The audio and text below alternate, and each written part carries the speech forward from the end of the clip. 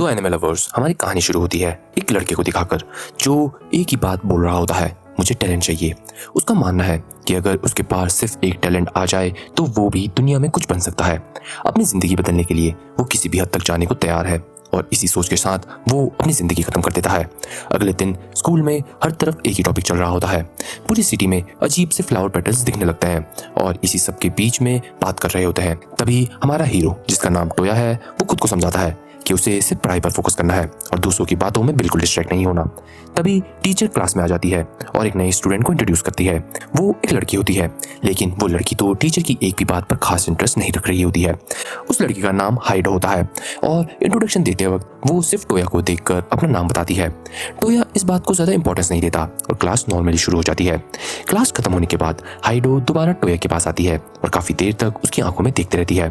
फिर वो कहती है कि उसकी आईब्रोज हमेशा टेंस रहती हैं और उसकी आंखों के नीचे डार्क सर्कल्स भी आ गए हैं। टोया उसकी बात सुनकर थोड़ा शॉक हो जाता है और जल्दी से वहां से निकल जाता है क्योंकि उसे क्रैम स्कूल के लिए लेट हो रहा होता है। उधर हाइडो किसी न्यूज़मैन नाम के इंसान से बात कर रही होती है और वो उससे ये कहती है कि अब उसे समझ आ गया है। सिर्फ टोया की आंखों को देखकर ही वो कंफर्म कर लेती है कि उसके अंदर वो चीज जरूर मौजूद है। इसी बीच कहीं और एक लड़की बुरी तरीके से डरी हुई होती है क्योंकि एक पागल आदमी ने उसे पकड़ रखा होता है। वो उसे कहता है कि टेंशन मत लो, लेकिन अगले ही पल उसकी जान ले लेता है। वहीं उसी रात हमें दिखता है कि टोया अपने रीसेंट एग्जाम के रिजल्ट को देखकर बिल्कुल खुश नहीं होता। उसे लगता है कि सिर्फ मेहनत से कुछ नहीं होने वाला, उसके पास एक टैलेंट भी होना चाहिए। चाहे वो कोई भी टैलेंट हो, सिर्फ एक टैलेंट उसकी जिंदगी बदल सकता है और उसे पाने के लिए वो कुछ भी करने को तैयार है। इसी दौरान पुलिस को किसी जगह में जोर जोर से चीखों की कंप्लेंट मिलती है। जब ऑफिसर्स वहां पहुंचते हैं तो उन्हें एक आदमी मिलता है जो वही असली किलर निकलता है। और हमें तो ये दिखता है कि कुछ ही देर बाद टोया भी उस जगह पर पहुंच जाता है, लेकिन वो पागल किलर तो टोया के सामने में ही पुलिस वालों को भी खत्म कर देता है। ये देखकर तो टोया काफी शौक में आ जाता है। तभी हाइडो भी वहां आकर उससे पूछती है कि क्या तुम जेलस हो। फिर वो समझाती है कि जब कोई इंसान किसी और का टैलेंट देखता है तो उसके अंदर 3 इमोशन पैदा होते हैं, एडमायरेशन, फियर और जलन। लेकिन जो लोग खुद टैलेंट के लिए तड़प रहे होते हैं उनके अंदर सबसे ज्यादा जलन ही होती है। हाइडो उस साइकोपैथ को पहले से ही जानती होती है। उस पागल इंसान का नाम फिश होता है और हाइडो समझ जाती है कि फिश इस वक्त अपने टैलेंट का पूरा मजा ले रहा है। फिश उन दोनों का शुक्रिया अदा करता है क्योंकि उनकी वजह से ही उसे अपना टैलेंट मिला है और उन्हें ग्रेटिट्यूड दिखाने के लिए वो डिसाइड करता है कि वो अब उन दोनों को ही अपना अगला शिकार बनाएगा। फिश तुरंत उन पर अटैक कर देता है। किसी तरीके से टोया और हाइडो वहां से बचकर निकल जाते हैं, पर तभी इसी बीच हाइडो टोया की मुलाकात न्यूज़मैन से करवाती है।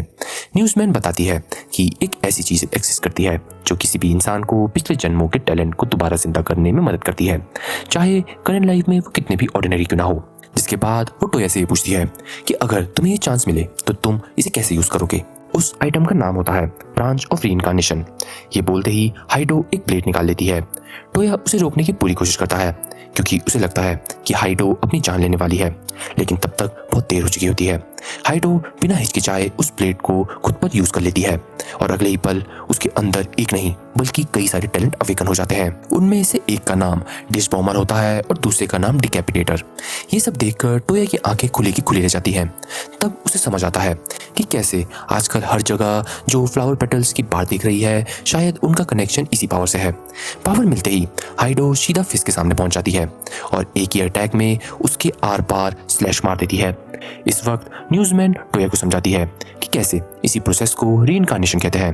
ब्रांच ऑफ रीइंकार्नेशन की मदद से कोई भी इंसान अपने पिछले जन्मों के टैलेंट को दोबारा हासिल कर सकता है और जो लोग ये पावर हासिल कर लेते हैं उन्हें रिटर्नर्स कहा जाता है। जो फ्लावर पेटल्स दिखते हैं वो इस बात का सबूत होते हैं कि क्या किसी रिटर्नर ने अपने पास्ट लाइफ के टैलेंट को अवेकन किया है। न्यूज़मैन आगे बताती है कि दुनिया के सबसे बड़े हीरोज और ग्रेटेस्ट जीनियसेस भी आखिरकार इंसान ही होते हैं। एक दिन उनकी भी डेथ होती है, लेकिन उनकी डेथ के सारे टैलेंट्स खत्म नहीं होते। वो टैलेंट रीइंकार्नेशन के साइकिल के थ्रू दोबारा किसी और इंसान के पास आ जाते हैं। ब्रांच ऑफ रीइंकार्नेशन सिर्फ टैलेंट को वापस लाती है, लेकिन ये बिल्कुल डिसाइड नहीं है कि ये टैलेंट अच्छा होगा या बुरा। एक तरफ वो महान लोग जिन्होंने अपनी एबिलिटीज से ह्यूमंस को आगे बढ़ाया है और दूसरी तरफ फिश जैसे लोग जो ऐसे क्रिमिनल्स और डिक्टेटर्स के टैलेंट हासिल करते हैं जो सिर्फ दुनिया को दर्द देना चाहते हैं। इन लोगों को सिनर्स कहा जाता है और इनकी भी इनकारनेशन वैसे ही होती है जैसे किसी हीरोज की होती है। न्यूज़मैन वार्निंग देती है कि ब्रांच ऑफ रीइंकार्नेशन यूज करना बहुत ज्यादा रिस्की है। हो सकता है कि किसी को टैलेंट मिले ही ना और उसकी लाइफ वहीं खत्म हो जाए, या फिर उसके अंदर किसी सीनियर का टैलेंट अवेकन हो जाए। इतना सब कुछ बताने के बाद न्यूज़मैन टोया से पूछती है कि क्या फिर तुम ये रिस्क लेना चाहोगे। पर वो उससे एक और बात बोलती है कि अगर टोया इतना बड़ा रिस्क लेने से हिचकिचा रहा है तो वो उसे बिल्कुल ब्लेम नहीं करेगी। हो सकता है, क्या पता उसके अंदर कोई टैलेंट ही ना हो, या फिर उसे किसी सीनियर का टैलेंट मिल जाए। लेकिन टोया बस हल्का सा मुस्कुराता है। वहीं दूसरी तरफ हमें दिखता है कि फिश अब भी हाइडो को प्रोवोक कर रहा होता है। वो उसका मजाक उड़ाते हुए कहता है कि उसकी स्वॉर्ड स्किल इतनी भी खास नहीं है। हाइडो उसकी बातों से बिल्कुल भी अफेक्ट नहीं होती। वो तुरंत अपना एक और टैलेंट एक्टिवेट कर लेती है। लेकिन फिश तो उसकी स्वॉर्ड देखकर ज्यादा इंप्रेस नहीं होता। लेकिन हाइडो उसे बताती है कि उसके पास सिर्फ एक नहीं बल्कि कई टैलेंट्स हैं। अगले ही पल हाइडो इतनी अनएक्सपेक्टेड स्पीड से अटैक करती है कि फिश को रिएक्ट करने का मौका ही नहीं मिलता और एक ही बार में वो फिश का काम तमाम कर देती है। फाइट खत्म होते ही हाइडो न्यूज़मैन को बताती है कि उसका मिशन कंप्लीट हो गया है। लेकिन तभी उसकी नजर इधर उधर पड़ती है और वो हैरान रह जाती है कि टोया वहां से गायब हो चुका है। पर तभी अचानक से आसपास हजारों फ्लावर पेटल्स उड़ने लगते हैं और धीरे धीरे पता चलता है कि ये सारे पेटल्स तो टोया के आसपास से ही निकल रहे हैं। और इसी के साथ टोया को अपना बचपन याद आता है। वो खुद को एक छोटे बच्चे के रूप में देखता है जो किसी सेया नाम के लड़के के पीछे भागने की पूरी कोशिश कर रहा होता है, लेकिन चाहे जितनी मेहनत कर ले कभी भी उसके बराबर नहीं पहुंच पाता। जब टोया होश में आता है तब हाइडो उसे बताती है कि कैसे वो सेफली एक रिटर्नर बन चुका है। साथ ही वो ये भी कहती है कि बेहोशी के दौरान शायद टोया कोई बुरा सपना देख रहा था। तब टोया अपनी पूरी कहानी बताता है। वो बताता है कि उसका एक बड़ा भाई था जो हर चीज में उससे परफेक्ट था, चाहे एकेडमिक्स हो, मार्शल आर्ट हो या फिर फाइन आर्ट्स। हर फील्ड में उसका भाई सबसे आगे रहता था। लोग उसे एक जीनियस, एक प्रोडिजी कहते थे। उसने बहुत छोटी एज में ही अपना नाम, रिस्पेक्ट और सक्सेस सब कुछ हासिल कर लिया था। सबको यकीन था कि उसका फ्यूचर बहुत ही ब्राइट होगा। लेकिन टोया के साथ बिल्कुल उल्टा था। जब उसका भाई गोल्ड मेडल्स लेकर आता था तब टोया उसके हाथ हमेशा ही खाली देखता था। धीरे धीरे सब लोग टोया से डिसअपॉइंटमेंट होने लग गए और उसके फैमिली वाले भी उसे रोज रोज बहुत ही बुरा बुरा कहने लग गए। लेकिन फिर एक दिन सब कुछ बदल गया। उसका भाई एक सीरियस इलनेस का शिकार हो गया और आखिरकार उसकी डेथ हो गई। जैसे ही इतना दर्द काफी नहीं था, उसके पेरेंट्स ने उसकी मौत का ब्लेम टोया पर डाल दिया और उसे घर से निकाल दिया। इसी वजह से टोया ने कसम खाई है कि एक दिन वो सबको ये दिखाकर रहेगा कि वो भी टैलेंटेड है और उस टैलेंट के दम पर वो सब लोगों को नीचे दिखाएगा जो हमेशा उससे कचरे की तरह ट्रीट करते हैं। लेकिन बदला लेना उसका असली गोल नहीं है। सबसे ज्यादा वो उस चीज को प्रूव करना चाहता है कि वो बस एक बार ये देखना चाहता है कि उसके अंदर भी कोई काम की एबिलिटी है। कुछ देर बाद हाइडो टोया को न्यूज़मैन के पास लेकर आती है। न्यूज़मैन बताती है कि उनके ग्रुप के बाकी मेंबर्स फिलहाल मिशन पर गए हुए हैं, जो कि और कुछ नहीं, इवल रिटर्नर्स को एलिमिनेट करना है। फिर वो दोबारा समझाती है कि कैसे ब्रांच ऑफ रीइंकार्नेशन किसी भी टैलेंट में डिफरेंस नहीं करता, चाहे वो किसी हीरो का हो या किसी सीनियर का। जो टैलेंट्स ह्यूमन की भलाई के लिए यूज होते हैं उनका ग्रुप उससे कोई प्रॉब्लम नहीं लेता। लेकिन अगर किसी रिटर्नर के पास फिश जैसे डेंजरस क्रिमिनल टैलेंट आ जाए जिससे आजू बाजू के लोगों का ही नहीं बल्कि पूरी दुनिया का नुकसान भी हो सकता है, तो ऐसे लोगों को खत्म करना उनकी रिस्पॉन्सिबिलिटी होती है। क्योंकि एक रिटर्नर होने का मतलब सिर्फ पावर नहीं बल्कि उसी पावर को ह्यूमैनिटी के अच्छे के लिए यूज करना है। न्यूज़मैन समझाती है कि कैसे रीइंकार्नेटेड टैलेंट किसी हेवनली गिफ्ट से कम नहीं होता और इसका दिखावा बिल्कुल नहीं करना चाहिए बल्कि इससे लोगों की भलाई के लिए इस्तेमाल करना चाहिए। इतना कहने के बाद वो टोया को एक नया असाइनमेंट देती है, एक ऐसा मिशन जो टोया को हाइडो के साथ करना पड़ेगा। उनका टारगेट है सिनर व्लैड नंबर 3। लेकिन इस बार उनका ऑब्जेक्टिव सिर्फ उसे मारना नहीं है, न्यूज़मैन को उसके बारे में कुछ इंपॉर्टेंट इन्फॉर्मेशन कलेक्ट करनी है। इसलिए वो हाइडो को ऑर्डर देती है कि वो व्लैड को बस बैटल में उलझा कर रखे और जितना हो सके उसे फाइट को लंबा खींचना है। लेकिन एक कंडीशन है, व्लैड को पूरे 10 मिनट पूरा होने के बाद ही एलिमिनेट करना है और अगर बैटल ज़्यादा लंबी चली तो टारगेट उनके टैलेंट को समझ लेगा और उनकी सिचुएशन बहुत ही डेंजरस हो जाएगी। उधर टोया का काम होगा टारगेट और उसके सराउंडिंग की जितनी इन्फॉर्मेशन कलेक्ट करनी है कलेक्ट कर ले।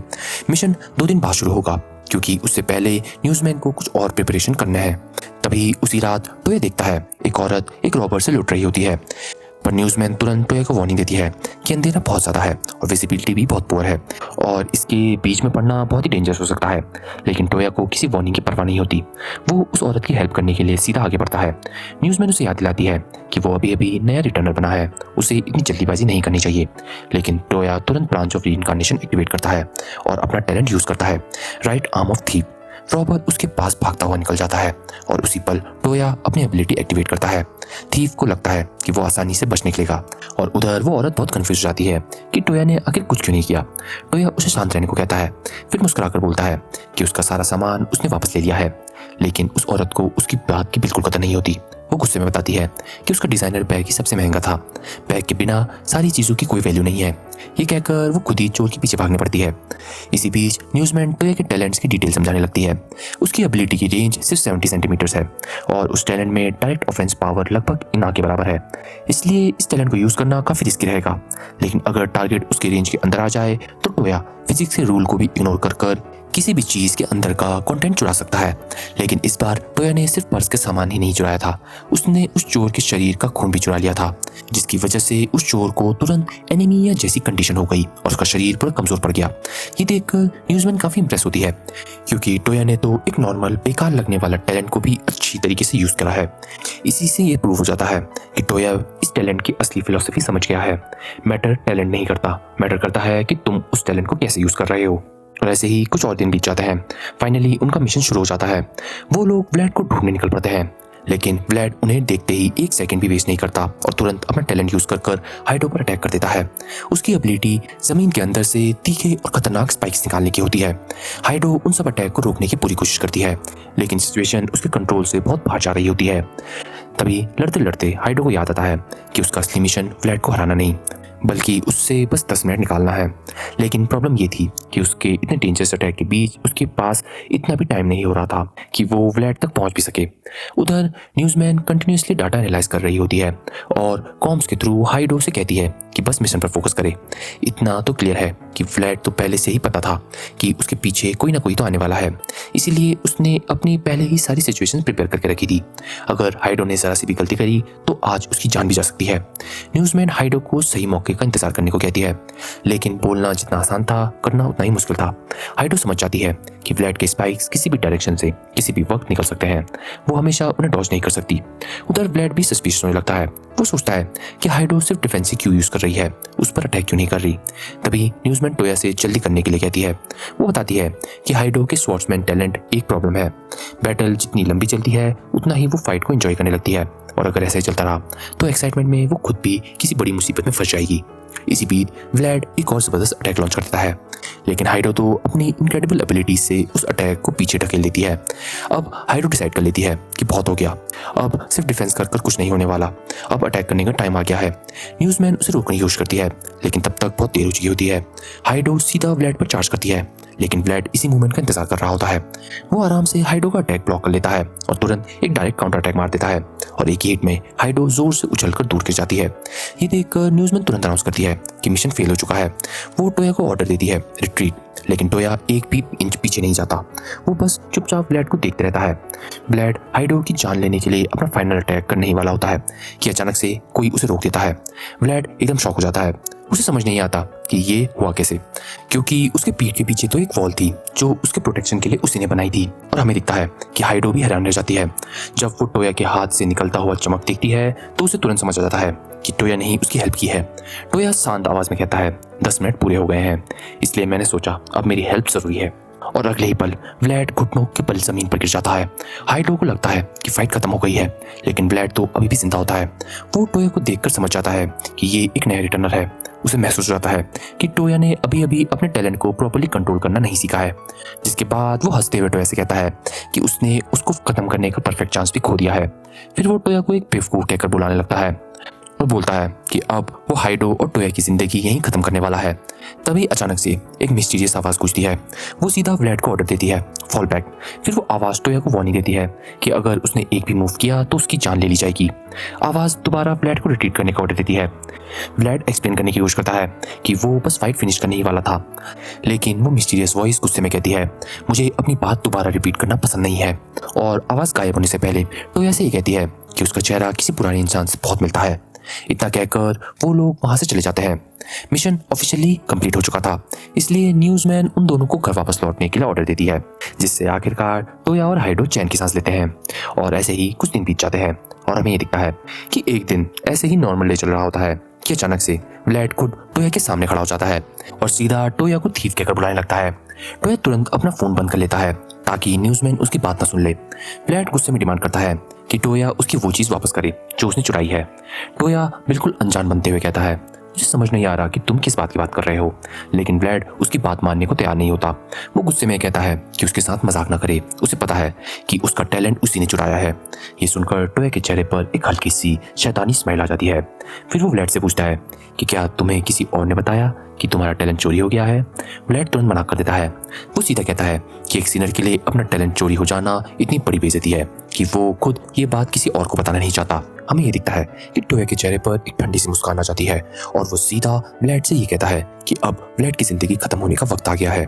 और ये बोलते ही वो दोबारा ब्रांच ऑफ रीइंकार्नेशन एक्टिवेट करता है, लेकिन इस बार सिर्फ उसका एक हाथ नहीं बल्कि दूसरे हाथ भी बिल्कुल अलग रूप ले लेता है। जिसके बाद टोया ब्लैड को अपनी नई एबिलिटी बताता है, स्पॉइल ऑफ द थीफ। जिसके बाद हमें दिखता है कि टोया बिना वक्त बर्बाद किए सीधा ब्लैड का चुराया गया टैलेंट खुद इस्तेमाल कर देता है और उस टैलेंट का नाम होता है अल्टीमेट इम्पेलर। और ये वही अटैक होता है जो व्लैड हाइडो के साथ हुई लड़ाई में यूज कर रहा था और अगले ही पल व्लैड जमीन पर गिर जाता है। एक ही अटैक में टोया ने व्लैड का काम तमाम कर दिया है। व्लैड के गिरते ही टोया शांत आवाज में कहता है थैंक यू। फिर वो उससे प्रॉमिस करता है कि वो उसके टैलेंट का अच्छे से यूज करेगा, जिसका व्लैड ने कभी सपने में भी नहीं सोचा होगा। जिसके बाद हमें टोया का असली सच पता चलता है। टोया की असली सोच क्या है? वो कहता है कि उसे ह्यूमैनिटी की भलाई से कोई मतलब नहीं है। उसका गोल कभी भी दुनिया को बचाने का था ही नहीं। अब जब उसके पास किसी और के टैलेंट को चुराने की पावर आ चुकी है तो वो सिर्फ एक ही चीज चाहता है, और ज्यादा टैलेंट। चाहे वो टैलेंट किसी महान हीरो का ही क्यों ना हो या किसी खतरनाक सिंगर का, उसे कोई फर्क नहीं पड़ता। वो सबके टैलेंट एक एक कर चुरा लेगा और तब तक चुराता रहेगा जब तक इस दुनिया में कोई चुराने लायक टैलेंट बचे ही ना। उसका मानना है कि जिस दिन उसके पास सारे टैलेंट आ जाएंगे तो वो हिस्ट्री का सबसे टैलेंटेड इंसान बन जाएगा। पहले उसे लगता था कि शायद एक दिन वो अपने बड़े भाई सेया के बराबर पहुंच जाएगा, लेकिन अब उसे पूरा यकीन है कि वो सेया को बहुत पीछे छोड़ देगा। ये सोचकर टोया पागलों की तरह हंसने लगता है। उसे उस दिन का बेसब्री से इंतजार है। उसके हिसाब से आखिर में हंसने वाला ना हीरो होंगे न सिनर्स, बल्कि सिर्फ एक ही होगा, वो खुद। और ऐसे ही अगली सुबह टोया उठता है तो न्यूज़मैन नोटिस करती है कि कुछ अजीब बात है। वो देखती है कि टोया रात भर पढ़ाई कर रहा था, लेकिन अब तक तो उसके पास टैलेंट आ चुका है, तो फिर इतनी मेहनत करने की क्या जरूरत है। टोया अंदर ही अंदर सोचता है कि वो पढ़ नहीं रहा था, बल्कि वो रात व्लैड का काम खत्म करने गया था। लेकिन वो अभी अपनी असली पावर का राज किसी और को नहीं बताना चाहता, इसलिए वो तुरंत टॉपिक चेंज कर पूछ लेता है कि आज का क्या प्लान है। और जैसे हमेशा होता है, आज भी उनका मिशन एक इवल रिटर्नर को एलिमिनेट करना ही था। न्यूज़मैन टोया को जिम भेजती है जहां हाइडो ट्रेनिंग कर रही होती है। पता चलता है कि हाइडो पूरी रात प्रैक्टिस कर रही थी, लेकिन न्यूज़मैन कहती है कि ये सब मेहनत बेकार है, अब उनके पास टैलेंट है और वो टैलेंट किसी भी नॉर्मल ट्रेनिंग से कई गुना ज्यादा पावरफुल है। मिशन शुरू होने से पहले न्यूज़मैन उन्हें टारगेट के बारे में बताती है। इस बार उनका टारगेट है गेवी नाम का इंसान, एक ऐसा आदमी जो जोकर की तरह कपड़े पहनता है और लोगों को फंसाकर उनका शिकार करता है। न्यूज़मैन वार्निंग देती है कि सब बहुत ध्यान से रहेंगे क्योंकि वो लोग ऑलरेडी उसकी टेरिटरी में एंटर कर चुके हैं। चारों तरफ रस्सी रस्सी बिछी होती है और तभी गेवी अपना पहला अटैक लॉन्च कर देता है। हाइडो तुरंत अपनी रीइंकार्नेटेड टैलेंट एक्टिवेट कर देती है। उसे दिखता है कि गेवी समझ जाता है कि वो क्लोज कॉम्बैट फाइटर है। उसका पूरा कॉन्फिडेंस होता है कि जब तक वो डिस्टेंस मेंटेन करता रहेगा उसका कोई कुछ नहीं बिगाड़ सकता है। और अचानक से हमें दिखता है कि गेवी टोया और हाइडो को ये बोलने लगता है कि कैसे जिस पल उन्होंने हंटिंग ग्राउंड में एंट्री करी थी उस पल से ही उनकी मौत उनके सर के ऊपर लिख गई थी। लेकिन उसका ये ओवर कॉन्फिडेंस सिर्फ कुछ सेकंड तक ही टिकता है और एक ही पल में हाइडो बिजली की स्पीड में उसके सामने पहुंच जाती है और बिना उससे रिएक्ट करने का मौका दिए उसका काम तमाम कर देती है। फाइट इतनी जल्दी खत्म होती है कि न्यूज़मैन खुद हाइडो को डांट देती है क्योंकि उन सबका ओरिजिनल प्लान ये था कि नए नए रिटर्नर बने टोया को एक्सपीरियंस दिलाना है। हाइडो शर्मिंदगी से माफी मांग लेती है और न्यूज़मैन बस इतना कहती है, जाकर उसकी ब्रांच ऑफ रीइंकार्नेशन ले आओ।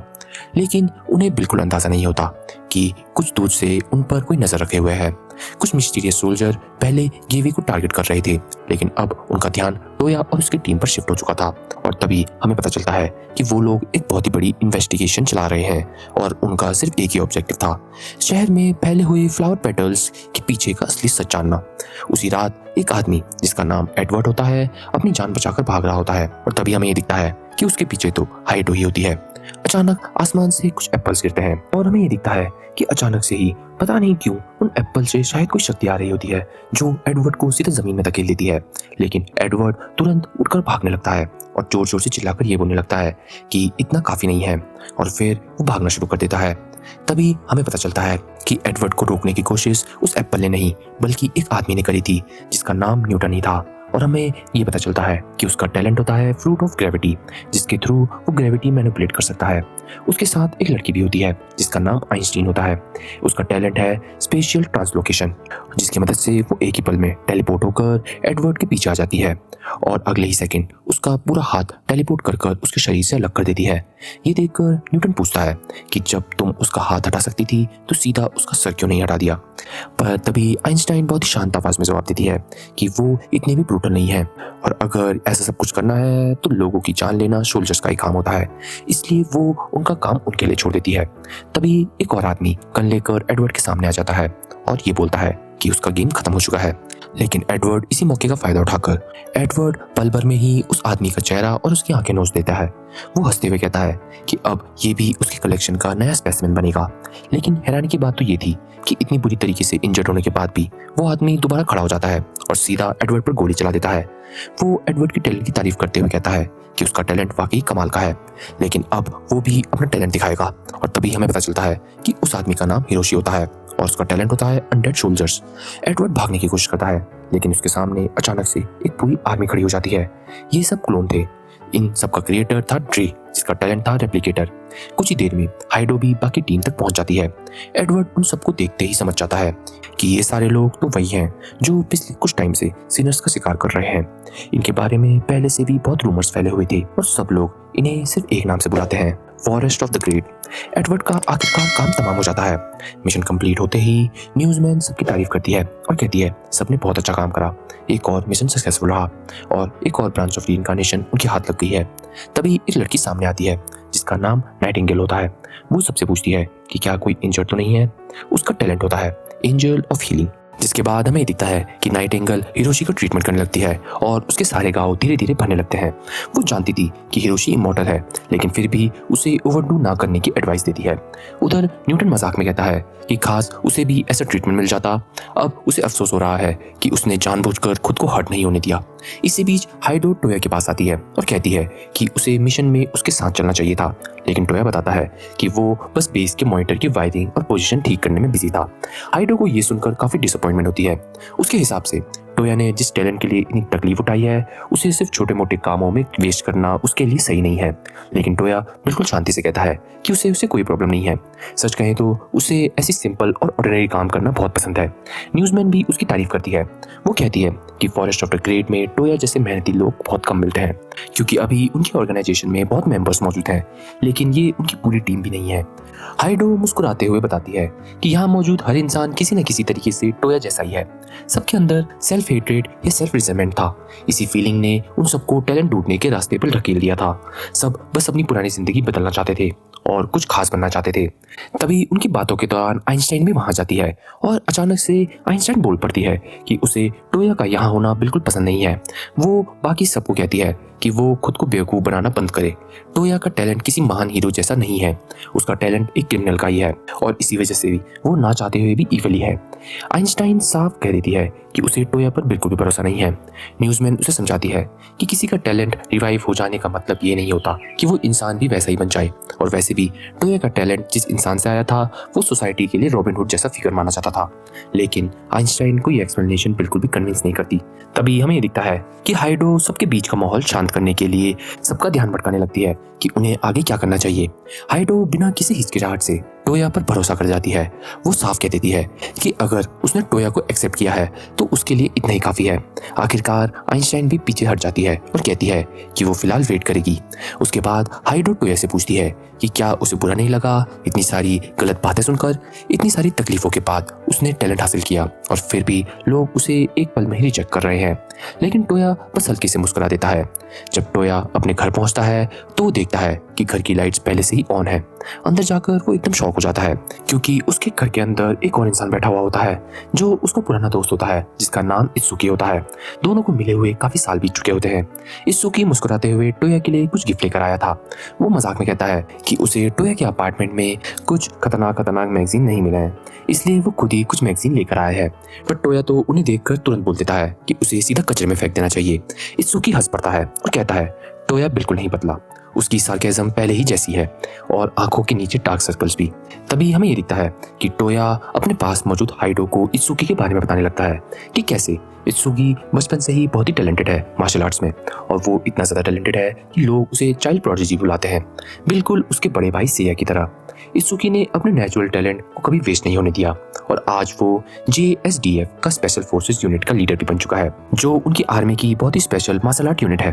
थोड़ी देर पुरानी बातें याद करने के बाद इत्सुकी ये बताता है कि वो यहाँ कर क्या रहा है। किसी ने उसे बताया था कि टोया स्कूल और एक्स्ट्रा करिकुलर एक्टिविटीज दोनों ही स्किप कर रहा है, इसलिए वो खुद आकर ये देखना चाहता था कि टोया कहीं किसी टेंशन में तो नहीं चल रहा। लेकिन अब उसे लग रहा था कि टेंशन लेने की कोई जरूरत नहीं थी, क्योंकि उसके हिसाब से टोया को बस एक नई गर्लफ्रेंड मिल गई थी जो थी हाइडो। ये सुनकर टोया तुरंत एक्सप्लेन करने लगता है, लेकिन इत्सुकी उसकी एक भी बात नहीं मानता। वो कहता है कि वो टोया को बचपन से जानता है और हाइडो उसके लिए एक परफेक्ट मैच लग रही है। हाइडो क्यूरियोसिटी में पूछती है कि क्या दोनों एक दूसरे को कब से जानते हैं। तब इत्सुकी अपनी पुरानी फोटो निकालता है। उस फोटो में इत्सुकी, टोया और टोया का बड़ा भाई सेया एक साथ होते हैं। इत्सुकी बताता है कि सेया और वो बेस्ट फ्रेंड्स हैं, इसी वजह से वो टोया को अपने छोटे भाई की तरह मानता है। फोटो देखते ही उसे पुराने दिन याद आ जाते हैं, कैसे टोया हमेशा सेया के पीछे भागता रहता था। सेया कभी उसके लिए रुकता नहीं था, लेकिन एक बड़े भाई होने के नाते वो उसे कभी पीछे भी नहीं छोड़ता था। इत्सुकी सोचता है कि अगर आज सेया जिंदा होता तो टोया की गर्लफ्रेंड को देखकर खुश होता। फिर वो खुद ही कहता है कि शायद सेया को इससे कोई फर्क भी नहीं पड़ता, उसके पास इतना टाइम ही कहाँ होता कि वो ऐसी छोटी बातों पर ध्यान देता। सेया हमेशा बिजी रहता था, हर जगह उसकी डिमांड थी। और इत्सुकी कहता है कि टैलेंटेड लोगों की जिंदगी ऐसी ही होती है। ये बात टोया को सीधा दिल पे चलती है। उसे लगता है जैसे फिर से उसका कंपैरिजन सेया से किया जा रहा है। हाइडो उसे रोकने की कोशिश करती है, लेकिन तब तक देर हो चुकी होती है। टोया तुरंत ही ब्रांच ऑफ रीइंकार्नेशन एक्टिवेट करता है और पहली बार खुलकर दिखाता है कि अब उसके पास भी टैलेंट आ चुका है। इत्सुकी हैरानी से उसके बदले हुए हाथों को देखता है, जिसके बाद टोया बहुत ही प्राउडली इत्सुकी को ही बताने लगता है कि ये उसकी नई पावर है और इसे टैलेंट कहा जाता है और इस टैलेंट का नाम थीवरी है और उसके हिसाब से ये पावर उसके लिए बिल्कुल परफेक्ट है। लेकिन सबसे ज्यादा शौक तो हाइडो को तब लगता है जब इत्सुकी इन सबको देखकर ज्यादा सरप्राइज नहीं होता। इत्सुकी बताता है कि वो टैलेंट्स के बारे में पहले से ही जानता है। पिछले जन्मों के रीइंकार्नेटेड टैलेंट्स की खबर अब हर जगह फैल चुकी है, लेकिन उसके लिए ये सब एक पैथेटिक शॉर्टकट है। उसके हिसाब से टोया इतना इनकेपेबल था कि उसने अपनी प्रेजेंट और फ्यूचर पर भरोसा करना ही छोड़ दिया था और अपनी 5 लाख की पावर का सहारा लेने लग गया। इत्सुकी उसका मजाक उड़ाते हुए कहता है कि ये सब एक जोक है और सीधा बोल देता है कि टोया तुम तो सिर्फ एक लूजर निकले। ये बात सुनकर इस बार टोया नहीं बल्कि हाइडो गुस्से से भर जाती है। वो इत्सुकी को तुरंत अपने वर्ड्स वापस लेने को कहती है, लेकिन इत्सुकी बिल्कुल भी पीछे नहीं हटता। वो ठंडी आवाज में कहता है लूजर्स हमेशा जोड़ी में ही तो आते हैं। और हाइडो का गुस्सा पूरी तरीके से फूट जाता है। वो चिल्लाकर कहती है कि इत्सुकी को बिल्कुल भी अंदाजा नहीं है कि यहाँ तक पहुंचने के लिए उन दोनों ने कितने बड़े बड़े सेक्रीफाइसेस दिए हैं। लेकिन इत्सुकी को तो उनकी कोई एक्सप्लेनेशन नहीं सुनी थी। उसके हिसाब से एक्सक्यूजेस सिर्फ कमजोर लोग देते हैं। बस यही बात हाइडो को और भड़का देती है और वो सीधा इत्सुकी पर अटैक कर देती है। लेकिन इत्सुकी की स्किल किसी मॉन्स्टर से कम नहीं होती।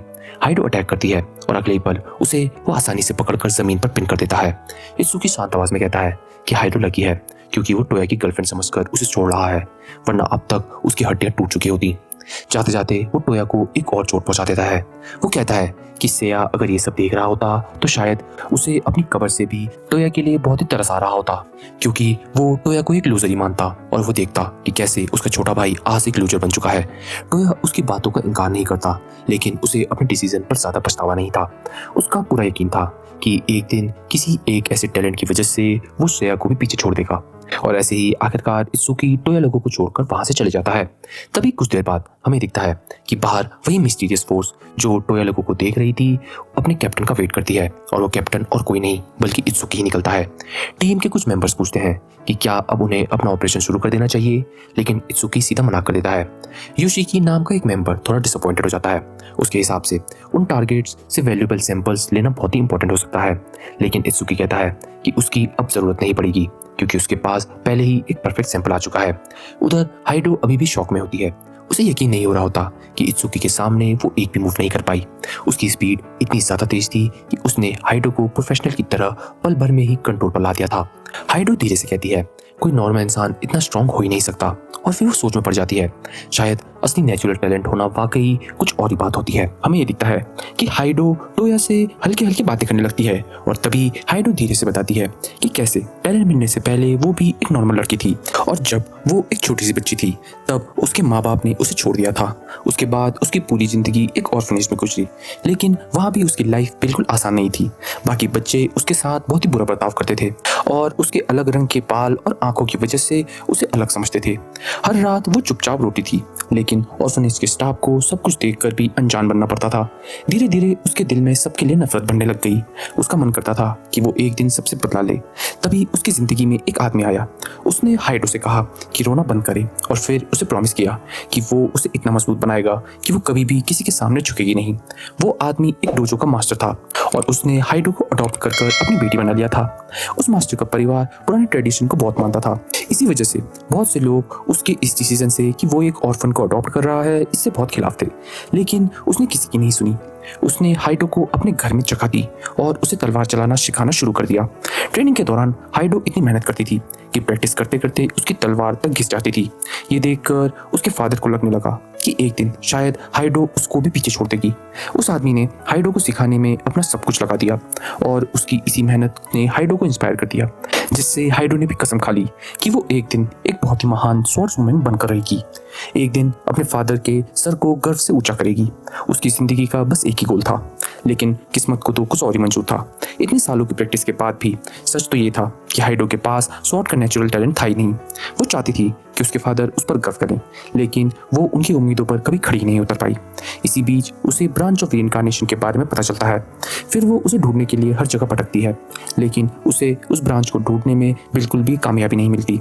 जैसे भूसे के ढेर में वो सुइयां ढूंढ रही हो, उसे ऐसा फील होने लगता है।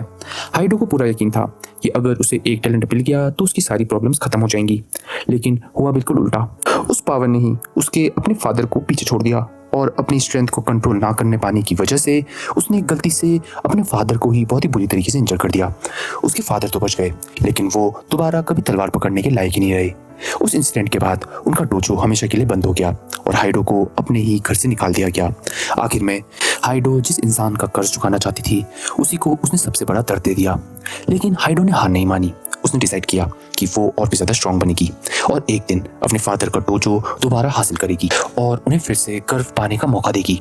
और इसी के लिए उसने अपना एक गोल रख दिया, जल्दी से जल्दी कंप्लीट रिटर्नर बनना। उधर दूसरी तरफ इत्सुकी सोच रहा था कि टोया की जिंदगी कितनी गलत डायरेक्शन में चल रही है। उसके हिसाब से सेया के मरने के बाद उसकी सारी जिम्मेदारी उसके कंधों पर आ गई थी, लेकिन तभी इत्सुकी का टीममेट जिसका नाम योशिकी होता है, जिसे इन बातों से कोई फर्क नहीं पड़ता, वो बल्कि खुश था क्योंकि पिछले 2 दिनों में जो भी हुआ था सब कुछ उनकी किसी प्रोफेसी के बिल्कुल हिसाब से हुआ था। वापस फॉरेस्ट ऑफ द ग्रेट में न्यूज़मैन को हैरानी होती है कि टोया ने अब तक एक इम्पोर्टेंट पार्ट नोटिस नहीं की है। वो उसे बताती है कि फॉरेस्ट ऑफ द ग्रेट में सिर्फ टोया और हाइडो को छोड़कर बाकी सब लोग कंप्लीट रिटर्नर्स हैं। फिर वो टोया से पूछती है कि क्या तुम्हें पता है इन सब चीज़ों में से सिर्फ एक चीज़ कॉमन है। टोया थोड़ी देर सोचता है और मजाक में बोलता है, उनके अजीब कॉस्ट्यूम। न्यूज़मैन हल्के से मुस्कुराकर कहती है, हाँ वो भी एक रीज़न है, लेकिन असली बात तो कुछ और ही है। कंप्लीट रिटर्नर्स देखने में तो बिल्कुल नॉर्मल इंसान जैसे लगते हैं, क्योंकि जब वो एक बार कंप्लीट हो जाते हैं तो उनका रीइंकार्नेशन कभी खत्म नहीं होता। लेकिन टोया और हाइडो अभी उस लेवल तक नहीं पहुंचे हैं। उनकी रीइंकार्नेशन की एक टाइम लिमिट है। कुछ वक्त बाद वो ऑटोमेटिकली अपने नॉर्मल ह्यूमन फॉर्म्स में वापस आ जाते हैं। जितना ज़्यादा वो अपने रीइंकार्नेशन पावर यूज़ करते रहेंगे उतनी ही उनकी लिमिटेशन धीरे धीरे कम होती जाएगी। फॉरेस्ट ऑफ द ग्रेट में एक ट्रेडिशन है कि जो लोग कंप्लीट रिटर्नर बन जाते हैं उनके पास्ट लाइफ से सब कुछ भुला दिया जाता है। हाइडो भी उस लेवल के बहुत करीब पहुंच चुकी है, इसलिए कुछ मेंबर्स उसे अभी से मुशासी कहकर बुलाने लग गए हैं। हाइडो मुस्कुराते हुए कहती है कि जिस दिन वो कंप्लीट रिटर्नर बन जाएगी उस दिन वो बिना हुड पहने अपने फादर से मिलने जाएगी और उनके सामने फख्र से खड़ी होगी। उस रात टोया पहले कंफर्म करता है कि हाइडो ने अपना फोन स्विच ऑफ कर दिया है। अब न्यूज़मैन उनकी बातें नहीं सुन सकती। तब टोया हाइडो को अपना सबसे बड़ा सीक्रेट दिखाता है। वो बताता है कि उसका दूसरा हाथ सिर्फ टैलेंट को चुरा ही नहीं सकता, बल्कि उन चुराए हुए टैलेंट्स को यूज भी कर सकता है। ये सुनकर हाइडो सच में बहुत खुश हो जाती है। उसके हिसाब से इतना पावरफुल टैलेंट मिलना किसी ब्लेसिंग से कम नहीं है, लेकिन टोया इतना खुश नहीं था। उसके चेहरे पर टेंशन साफ दिख रही थी। वो कहता है शायद ये सेलिब्रेट करने वाली बात नहीं है, क्योंकि जितना ज़्यादा वो पावरफुल टैलेंट देखेगा उतना ही उसे चुराने का मन करेगा और उसे डर था कि एक दिन वो खुद बहुत ही बुरा इंसान बन सकता है। लेकिन हाइडो उसकी बात सुनने से बिल्कुल शॉक नहीं होती, वो कहती है कि उसे पहले से ही पता था कि अगर जरूरत पड़ी तो टोया अपने दोस्तों का टैलेंट भी चुरा लेगा। उसके लिए ये बिल्कुल सरप्राइजिंग नहीं था, क्योंकि उसके आसपास हर तरफ एक्स्ट्रा ऑर्डिनरी टैलेंट्स वाले लोग हैं, और अगर वो टोया की जगह होते तो शायद वो भी वही करते। हाइडो उसका सपोर्ट करते हुए कहती है, जो अपना टैलेंट चुराने से बचा ना सके वो उसे डिजर्व ही नहीं करता। फिर वो टोया से पूछती है, तुम इतना परेशान क्यों हो? तुम मुझे ये सीक्रेट इसलिए नहीं बता रहे कि क्या मैं तुम्हें रोक दूं? टोया धीरे से जवाब देता है कि नहीं, मैं तुम्हें इसलिए बता रहा हूँ क्योंकि इस दुनिया में अगर कोई सच को जानने का हक रखता है तो वो तुम ही हो। और टोया की ये बात सुनकर हाइडो हल्का सा मुस्कुराती है और कहती है कि उसे खुशी है कि टोया ने उसे इतने भरोसे लायक समझा, लेकिन साथ ही वो काफी गुस्सा भी है। अगले ही पल वो अपना रीइंकार्नेशन एक्टिवेट कर लेती है और टोया से सीधा सवाल करती है, एक बात बताओ, तुमने मेरे टैलेंट चुराने की कोशिश क्यों नहीं की? हाइडो को पूरा यकीन था कि उनकी दोस्ती टोया को कभी नहीं रोक सकती। उसके हिसाब से अगर टोया ने उसका टैलेंट नहीं चुराया तो सिर्फ एक ही वजह हो सकती है, उसका टैलेंट अभी इतना वैल्यूएबल ही नहीं था कि टोया उसे चुराना चाहे। ये बात हाइडो को बिल्कुल टूटने नहीं देती, उल्टा उसके अंदर और भी ज्यादा मोटिवेशन भर देती है। वो टोया से एक प्रॉमिस मांगती है। वो कहती है कि एक दिन वो अपनी स्वॉर्डमैनशिप को इतना परफेक्ट बना देगी कि उस वक्त टोया खुद उसका टैलेंट चुराने से खुद को रोक नहीं पाएगा, और जब वो दिन आएगा तो टोया तो उसका टैलेंट चुराने की पूरी कोशिश करनी होगी। टोया भी बिना हिचकिचाते हुए उससे ही प्रॉमिस कर देता है। साथ ही वो कहता है कि तब तक वो भी इतने सारे पावरफुल टैलेंट कलेक्ट करेगा कि दोनों एक दूसरे के सामने बराबरी से खड़े हो सकें। इसी प्रॉमिस के साथ दोनों उस दिन का इंतजार करने लगते हैं जब वो एक दूसरे का सामना करेंगे। तभी हमारा सीन शिफ्ट हो जाता है और हमें दिखता है कि इत्सुकी एक जगह पर एक मिस्टीरियस आदमी से मिलने जाता है, जो इंसान और कोई नहीं वही होता है जिसके बारे में उसके टीम मेंबर्स बोल रहे थे, जो फ्यूचर की प्रोफेसीज बता रहा था। जैसे उसने पहले से ही प्रेडिक्ट किया था, बिल्कुल वैसे ही इत्सुकी और टोया की मुलाकात भी पूरी तरह खत्म हुई। इत्सुकी गुस्से में उसे चुप रहने को कहता है, लेकिन वो आदमी मुस्कुराकर जवाब देता है, अपनी औकात मत बोलो, यहाँ असली प्रिजनर मैं नहीं तुम हो। फिर वो बताता है कि उसने जानबूझकर खुद को कैप्चर होने दिया था क्योंकि ये सब उनकी प्रोफेसीज का हिस्सा है। इत्सुकी चाहे जितना भी मना कर ले, लेकिन सच ये था कि उस आदमी को पकड़ने के बाद से हर चीज बिल्कुल उसके बताए हुए तरीके से चल रही थी। उसी ने पहले बताया था कि रिटर्नर्स अपने ट्रांसफॉर्मेशन के लिए एक खास नाइफ यूज करते हैं। स्पेशल फोर्सेस ने उस नाइफ को बहुत एनालाइज किया, लेकिन आज तक कोई ये समझ ही नहीं पाया कि वो बनी किस चीज से है।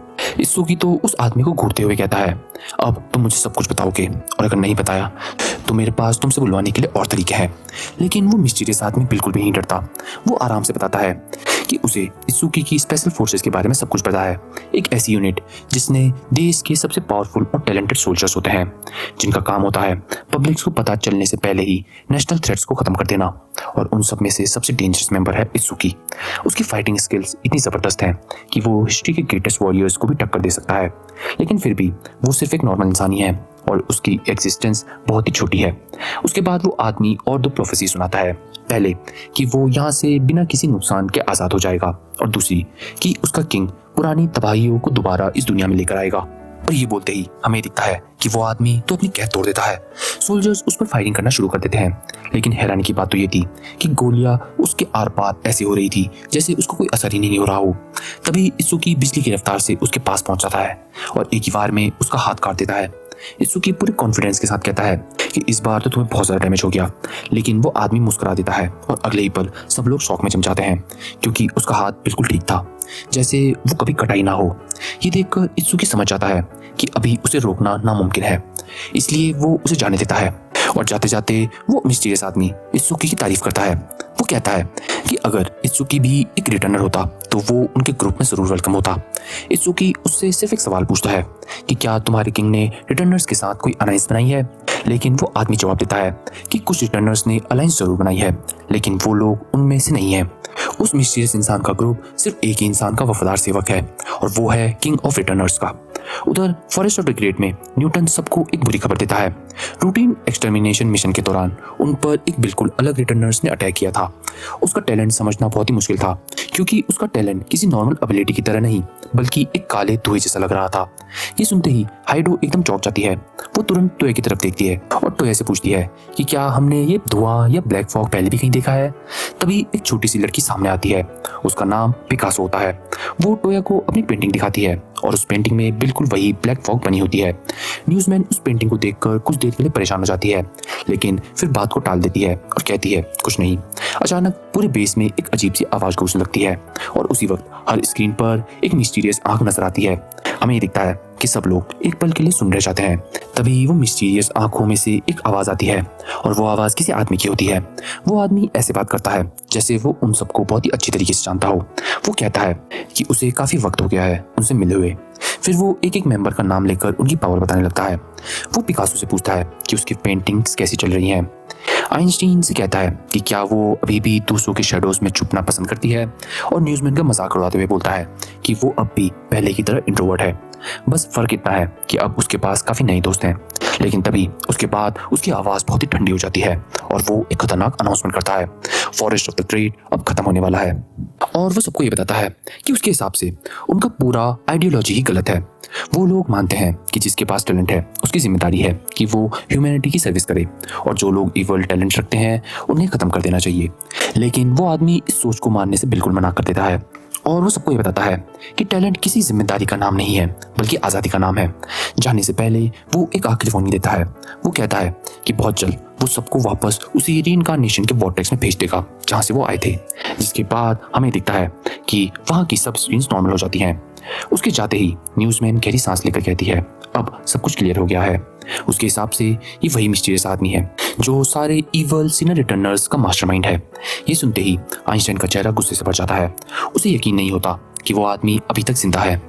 आइंस्टाइन को इतनी आसानी से कोई चीज़ हिला नहीं सकती, लेकिन आज उसका रिएक्शन देखकर नए मेंबर्स भी समझ जाते हैं कि बात बहुत सीरियस है। तब न्यूज़मैन उस मिस्टीरियस आदमी की पिछली पहचान बताती है। उसका नाम है यांग यू और रिटर्नर्स की दुनिया में उसे टायरेंट किंग के नाम से जाना जाता है। उसके पास रिटर्नर्स के सबसे पावरफुल कॉम्बैट टैलेंट में से एक है। सिर्फ इतना ही नहीं, वो कभी उनकी organisation forest of the great के फाउंडिंग मेंबर्स में से एक था। फिर न्यूज़मैन पुरानी कहानी बताना शुरू करती है। वो बताती है कि शुरुआत में उनके इस ग्रुप में सिर्फ 5 मेंबर थे। आइंस्टाइन तुरंत उसे रोकने की कोशिश करती है, लेकिन न्यूज़मैन डिसाइड कर चुकी थी कि अब सब छुपाने से कोई फायदा नहीं है। न्यूज़मैन बताती है कि कभी उनके ग्रुप का एक लीडर भी हुआ करता था। वो अपने बारे में कभी बात नहीं करता था, लेकिन हमेशा दूसरों की फिक्र करता रहता था। टैलेंट्स को ह्यूमैनिटी की भलाई के लिए यूज करना, ये उसकी पूरी आइडियोलॉजी थी। उसका मानना था कि रीइंकार्नेशन से मिला हुआ टैलेंट भगवान की तरफ से दिया हुआ एक गिफ्ट है, और गिफ्ट को सिर्फ अपने लिए नहीं बल्कि दूसरों की मदद के लिए इस्तेमाल करना चाहिए। लेकिन एक दिन सब कुछ बदल गया। उस लीडर की जान यांग यूंग के हाथों चली गई। यांग को सिर्फ कॉन्फ्लिक्ट और डिस्ट्रक्शन पसंद था, इसलिए उसे ये पीसफुल आइडिया बिल्कुल बोरिंग लग रहे थे, और उसी की बिट्रेयल ने फॉरेस्ट ऑफ द ग्रेट के मेंबर्स को एक कड़वा सच दिखा दिया।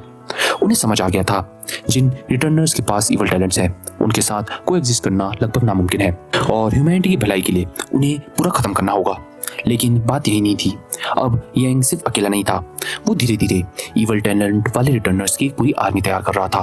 उनका फाइनल गोल था जेनोसाइड करना, वॉर शुरू करना और हिस्ट्री के बड़े कैटास्ट्रोफ को एक साथ दोबारा इस दुनिया में लेकर आना।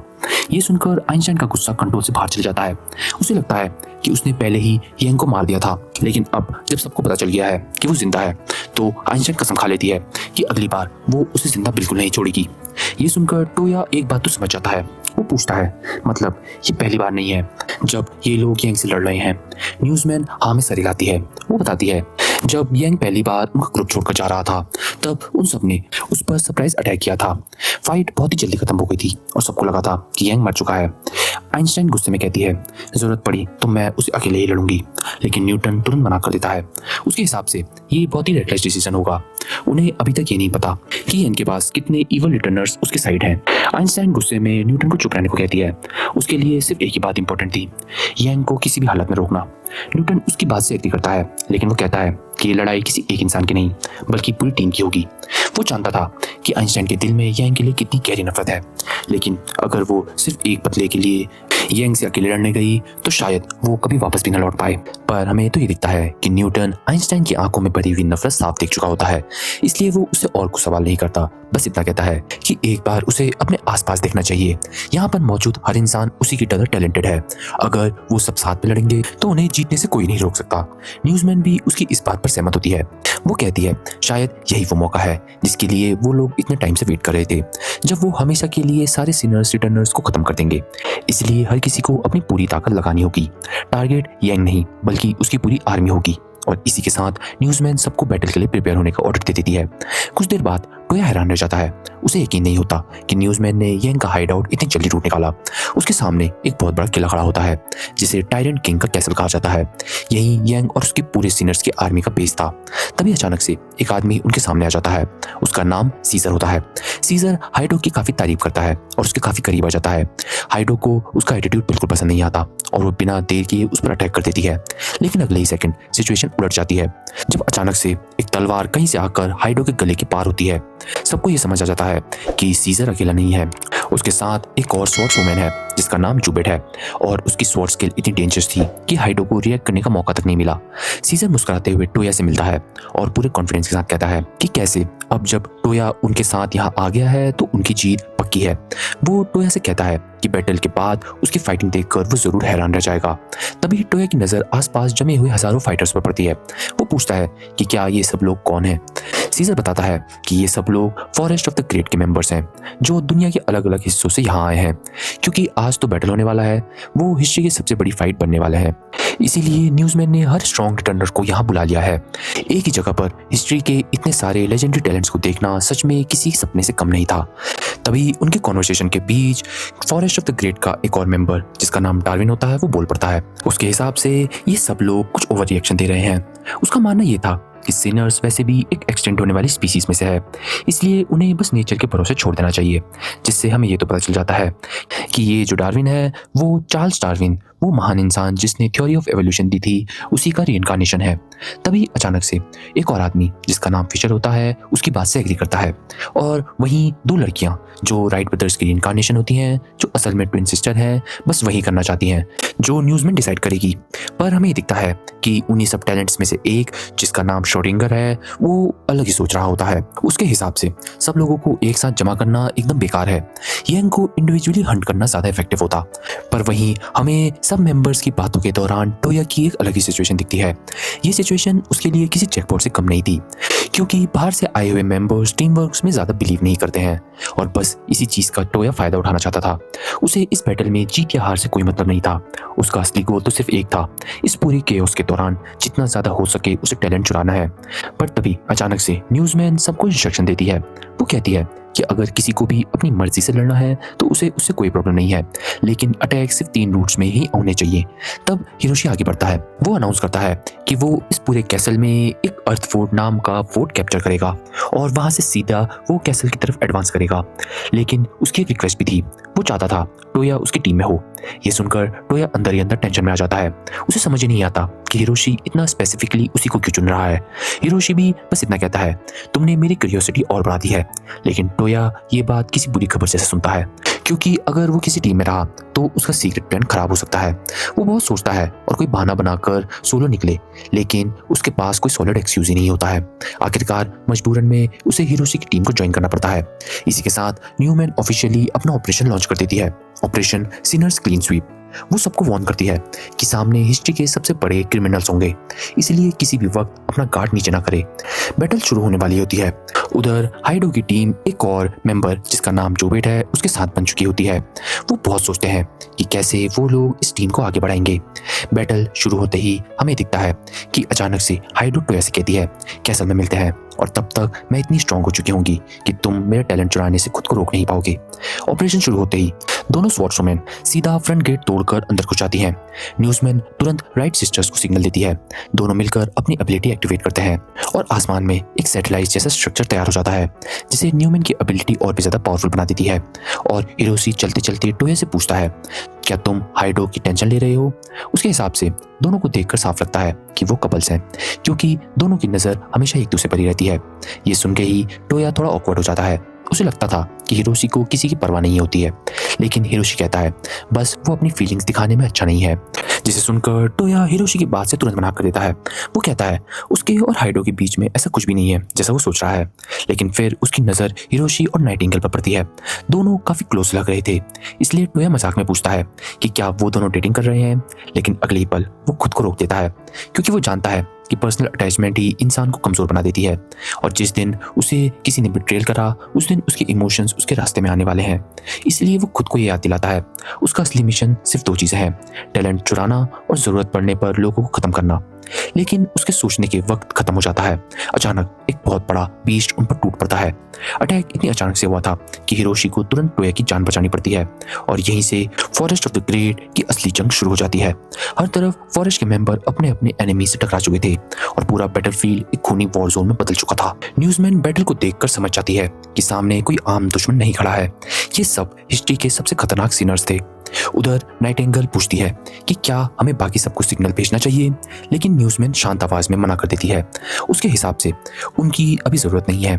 जंगल के दूसरे हिस्से में स्वॉर्डरिंगर को दुश्मनों ने चारों तरफ से घेर लिया होता है। एक के बाद एक गोलियां चलती हैं और आखिर में एक गोली सीधा उसके शरीर को चीरते हुए निकल जाती है। लेकिन हैरानी की बात तो ये थी कि श्रोडिंगर के चेहरे पर जरा से भी डर नहीं होता है। वो बस उदासी से कहता है, मुझे लगा कि किसी इंटरेस्टिंग टैलेंट वाले से फाइट होने वाली है, पर उसे मिला क्या? एक आदमी जो सिर्फ ट्रिगर दबा लेता है। उसका अपोनेंट था वाइल्ड बिल हिकॉक। बिल बिना कुछ बोले सीधा श्रोडिंगर के सर पर गोली चला देता है। उसका पूरा यकीन था कि अब सब खत्म हो जाएगा, लेकिन जैसे ही वो पीछे मुड़ता है उसकी आंखें खुली की खुली रह जाती हैं। उसके सारे सोल्जर्स जमीन पर मरे पड़े होते हैं और उनके बीच बिल्कुल ठीक ठाक खड़ा श्रोडिंगर होता है। श्रोडिंगर उसे आराम से समझाता है, हाँ मुझे गोली मारी गई थी, मैं मरा भी था, लेकिन एक और पॉसिबिलिटी भी थी। जहां तुम्हारी गोली मुझे लगी नहीं, बस मैंने वाला वर्जन चूज कर लिया। बिल को उसकी एक बात भी समझ नहीं आती, इसलिए वो बिना सोचे समझे दोबारा फायरिंग शुरू कर देता है। लेकिन हर बार वही होता है, बिल गोली चलाता तो जरूर है पर श्रोडिंगर को कुछ भी नहीं होता और बिल पूरी तरीके से कंफ्यूज हो चुका होता है। श्रोडिंगर हल्की सी स्माइल के साथ रहता है और कहता है कि कैसे वो शूटिंग में उतना अच्छा नहीं है, लेकिन उसे कोई फर्क नहीं पड़ता। फिर वो अपनी असली एबिलिटी का राज बताता है। चाहे किसी भी पॉसिबिलिटी का सच होने के चांसेस हो और चांसेस चाहे कितना भी छोटा क्यों ना हो, वो उस पॉसिबिलिटी को रियलिटी बना सकता है और इसी वजह से वो हमेशा उसी वर्जन को चूज करता है जिसकी पॉसिबिलिटी में वो बच जाता है, जहां उसकी गोली बिल को सीधा जानलेवा हिट करेगी। ये बोलकर श्रोडिंगर सिर्फ एक ही गोली चलाता है और अगले ही पल वाइल्ड बिल हिलकॉक वहीं ढेर हो जाता है। थोड़े दूर डार्विन अपनी फाइट लड़ रहा था, उस पर हमला कर रहा था चिकाटिलो द रेड ट्रिपर, लेकिन डार्विन की स्पीड देखकर वो भी हैरान रह जाता है। फाइट के बीच वो अपनी एबिलिटी एक्टिवेट करता है, एवोल्यूशनरी थ्योरी। ये टैलेंट इतना ब्रोकन था कि डार्विन अपने शरीर को सिचुएशन के हिसाब से इवॉल्व कर सकता था। वो कॉन्फिडेंस के साथ कहता है, इस दुनिया में सिर्फ वही बचेगा जो इवॉल्व करना जानता होगा। उधर फिशर भी अपनी फाइट खत्म कर चुका था। जगर को हराने के बाद वो अपनी क्वीन को शुक्रिया अदा करता है। दूसरी तरफ हमें दिखता है कि हाइडो का मूड बिल्कुल खराब होता है। वो गुस्से में होती है क्योंकि उसके सामने उसकी टीममेट जुबेट उसके बार बार सामने आने वाले स्ट्रॉन्गेस्ट एनिमीज को खुद ही खत्म कर रही थी। हाइडो गुस्से में बोल पड़ती है, थोड़ा तो मेरे लिए भी छोड़ दिया करो। उसके हिसाब से जुबेट को सीजर की तरह बस इधर उधर भागना चाहिए था और उसके बीच में नहीं आना चाहिए था। तभी सीजर बीच में आकर दोनों को शांत करने की कोशिश करता है, लेकिन दोनों उसकी बातों को इग्नोर कर आगे बढ़ जाते हैं। वापस टोया की तरफ हमें दिखता है कि हिरोशी लगातार उसकी हेल्प कर रहा था। जिस एनिमी का वो लोग सामना कर रहे थे उसका नाम था डॉल्वो द स्ट्रेंगलर, एक ऐसा पागल किलर जिसे लोगों का गला घोटने का ऑब्सेशन था। टोया समझ जाता है कि अगर उसने कुछ नहीं किया तो सिचुएशन हाथ से निकल जाएगी, लेकिन हिरोशी तुरंत उसे रोक देता है। वो कहता है, अपना टैलेंट यूज मत करो, हमारी जीत का तरीका सिर्फ एक है, टाइम बाय करना। इतना कहकर हिरोशी अपने सोल्जर ट्रेनिंग का कमाल दिखाता है और वो बस कुछ ही पलों में अपने आजू बाजू बहुत सारे अपने क्लोन्स भी पैदा कर लेता है। फिर टोया से कहता है, एक जगह मत रुकना वरना हम चारों तरफ से घेर लिए जाएंगे। टोया को बस भागते रहना है और इन सब का टेंशन उसकी तरफ खींचना है। लेकिन तभी अचानक से डॉल्वो हिरोशी पर हमला कर देता है। इस बार हिरोशी को बचाने की बारी टोया की थी। टोया तुरंत ब्रांच ऑफ रीइंकार्नेशन एक्टिवेट करने वाला होता है कि उससे पहले ही अचानक से डॉल्वो उसी के सामने गिर जाता है।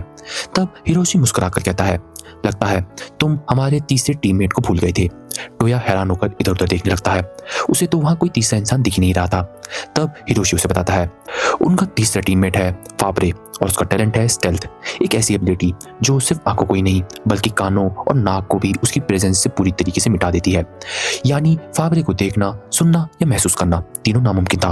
हिरोशी बताता है कि फाब्रे शुरू से ही उनके साथ ही चल रहा था, बस किसी को नजर ही नहीं आया और उसका वेपन था एक सिरिंज जो इतनी डेंजरस पेस्टिसाइड से भरी हुई थी कि उसका एक इंजेक्शन किसी भी लिविंग क्रिएचर को तुरंत मार सकता था। क्योंकि हिरोशी इमॉर्टल था इसीलिए वो फ्रंट लाइन में डिस्ट्रैक्शन बनता था और उसी वक्त इनविजिबल फाब्रे चुपके से आकर फाइनल अटैक कर देता था। इसी स्ट्रेटेजी की वजह से दोनों मिलकर एक परफेक्ट टीम बन गए थे। लेकिन हिरोशी बात करते करते रुक जाता है क्योंकि टोया उसकी बात सुनी नहीं रहा था। उसकी आंखों में एक अलग ही चमक थी। उसके दिमाग में सिर्फ एक ही ख्याल चल रहा था, फाब्रे का टैलेंट। अगर ये मुझे मिल गया तो मैं पूरी तरीके से इनविजिबल बन सकता हूँ, और अगर वो इनविजिबल हो गया तो अपने राइट आर्म ऑफ थीफ से किसी के भी टैलेंट को बिना पकड़े जाए चुरा सकता है। बस एक प्रॉब्लम थी, फाब्रे दिख ही नहीं रहा था, और जब इंसान दिख ही नहीं रहा तो उसका टैलेंट चुराया कैसा जाए। तभी हिरोशी के कम्युनिकेटर पर न्यूज़मैन का कॉल आता है। वो पूछती है, सब कुछ प्लान के हिसाब से चल रहा है ना? हिरोशी जवाब देता है कि हाँ, और सबसे बड़ी बात है, टोया को जरा भी अंदाजा नहीं है कि वो उन पर नजर रखे हुए है। तब अचानक से सच सामने आता है। असल में न्यूज़मैन ने ही हिरोशी को टोया पर नजर रखने के लिए कहा था, क्योंकि उसे टोया पर शक होने लगा था। अभी उसके पास कोई प्रूफ नहीं था, लेकिन टोया बार बार अपना फोन बंद कर देता था और वो फॉरेस्ट के बाकी मेंबर्स का टैलेंट में कुछ ज्यादा ही इंटरेस्टेड दिखाई जाता था। हिरोशी भी मानता है कि ये बात तो उसने भी नोटिस करी है, लेकिन साथ ही वो एक और बात भी बताता है। बैटल के दौरान टोया ने उसकी जान बचाने के लिए बिना सोचे समझे अपनी जान रिस्क में डाल दी। हिरोशी के पास इमॉर्टैलिटी का टैलेंट है, इसी वजह से अक्सर सब लोग उसे एक ह्यूमन शील्ड की तरह यूज करते हैं। कोई भी उसकी प्रोटेक्शन की परवाह नहीं करता, लेकिन टोया पहला एक इंसान था जिसने उसकी सेफ्टी के बारे में सोचा। न्यूज़मैन कुछ देर चुप रहती है और कहती है कि क्या पता ये सब सिर्फ एक एक्टिंग हो, अभी सच क्या है ये कोई नहीं जानता। इसलिए वो हिरोशी को वार्निंग देती है कि टोया से हमेशा सावधान रहना। उधर बैटलफील्ड के दूसरे हिस्से में एक स्नाइपर अपने मरे हुए साथियों का बदला लेने की कसम खा लेता है। उसका निशाना होता है राइट सिस्टर्स। वो घड़ी की टाइमिंग के साथ परफेक्टली सिंक्रोनाइज कर ट्रिगर दबाता है। उससे पूरा यकीन होता है कि गोली सीधा टारगेट पर लगेगी, लेकिन तभी उसकी गोली मिस हो जाती है। वो खुद हैरान रह जाता है, ऐसा होना नामुमकिन था। इस बार वो दोबारा फायर करता है और इस बार भी गोली जाकर राइट सिस्टर्स के विंग को छूकर निकल जाती है। दोनों तुरंत न्यूज़मैन को सिचुएशन बताते हैं।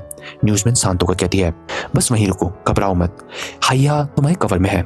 दूर पहाड़ी के ऊपर हाइया द वाइट डेड अपने मैसिव स्नाइपर राइफल के साथ पोजीशन ले चुकी थी, और जैसे ही एनिमी स्नाइपर उसको देखता है उसकी आंखें फट जाती हैं। वो तुरंत समझ जाता है कि सामने खड़ी है the legendary sniper white death. फिर भी वो हिम्मत कर दोबारा राइट सिस्टर्स पर फायर करता है, लेकिन इसकी हर गोली हाइया अपनी गोली से हवा में ही रोक देती है। जैसे ही दोनों बुलेट्स एक दूसरे से टकरा रही होती हैं, हाइया आराम से न्यूज़मैन को एनिमी की एग्जैक्ट लोकेशन बता देती है।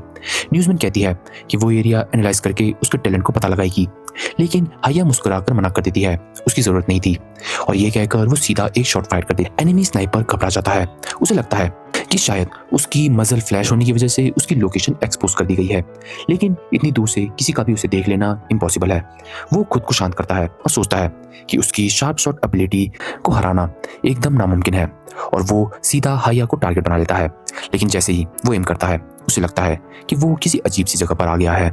उसे समझ नहीं आता कि आखिरकार हो क्या रहा है, क्योंकि हाइया की सारी गोलियां जो वो फायर कर रही है उसके बिल्कुल पास से निकल रही थी, लेकिन जानबूझकर उसे मार नहीं रही थी। तब उसे एहसास होता है हाइया उसके साथ सिर्फ खेल रही है। ये देखकर वो भी सीरियस हो जाता है। अब ये सिर्फ फायरिंग नहीं, दोनों लेजेंडरी स्नाइपर्स के बीच एक डेडली डुएल बन चुका था। लेकिन उसकी गोली फिर मिस हो जाती है। हाइया ठंडी आवाज में कहती है, तुम्हारी फाइट यहीं खत्म। तभी बैटलफील्ड पर खुद यंग आ पहुंचता है। एनिमी स्नाइपर शर्मिंदा होकर उसके सामने झुक जाता है। वो कहता है, माफ कीजिए किंग, मैं अटैकर्स को रोक नहीं पाया, मैं आपके लायक नहीं हूँ। लेकिन यंग के चेहरे पर गुस्सा नहीं होता है। वो सिर्फ एक सवाल पूछता है, बैटल एंजॉय की? स्नाइपर के चेहरे पर मुस्कुराहट आ जाती है। वो कहता है, ये मेरी जिंदगी की सबसे बेहतरीन फाइट थी। यंग बस हल्का सा मुस्कुरा देता है। इसी बीच न्यूज़मैन सबको रीग्रुप होने का ऑर्डर देती है। वो शॉर्डिंगर से कहती है कि वापस आ जाओ, लेकिन शॉर्डिंगर हमेशा की तरह अपनी मर्जी चलाता है। वो कहता है, रीग्रुप बाद में भी हो जाएंगे, पहले आसपास बिखरे हुए सारे एनिमीज को खत्म करना है। उधर राइट सिस्टर्स भी कंप्लेन करती हैं कि बैटल बहुत बोरिंग हो गई है। उसके हिसाब से अब बैटलफील्ड में मुश्किल से कोई एनिमी बचा था। अब पूरी फाइट एक तरफा लग रही थी। वो हंसकर कहती है कि सिनर्स बस पागल लोगों का झुंड है जिनका फॉरेस्ट से सामने करने का कोई चांस नहीं है। लेकिन जैसे ही वो ये बात बोलती है, अचानक कहीं दूर से एक जबरदस्त स्नाइपर शॉट आता है।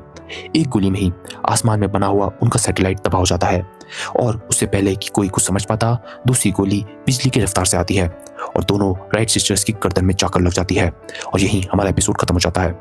So that's it guys. आशा करता हूँ आपको हमारी एनिमे सीरीज बेहद पसंद आ रही होगी। और गाइस, अगर आप जानना चाहते हैं कि नेक्स्ट एपिसोड में क्या होता है, इस लड़ाई के बीच में आखिरकार विनर कौन निकलता है, या तो हमारे द ग्रेट फॉरेस्ट के हीरोज या हमारे इवल रिटर्नर्स जो सिनर्स बन चुके हैं, जानने के लिए हमारे इस वीडियो को 1000 लाइक दीजिए ताकि हम इसका नेक्स्ट पार्ट भी बना पाएं और आपको बता पाएं कि आगे आने वाले ऑसम एपिसोड्स में क्या क्या होने वाला है। तो देर किस बात की है, चाहिए इसे लाइक कीजिए।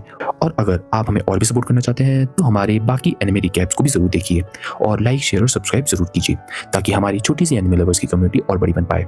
तो मिलता है आपसे नेक्स्ट एनिमे रिकैप में, तब तक के लिए बाय बाय।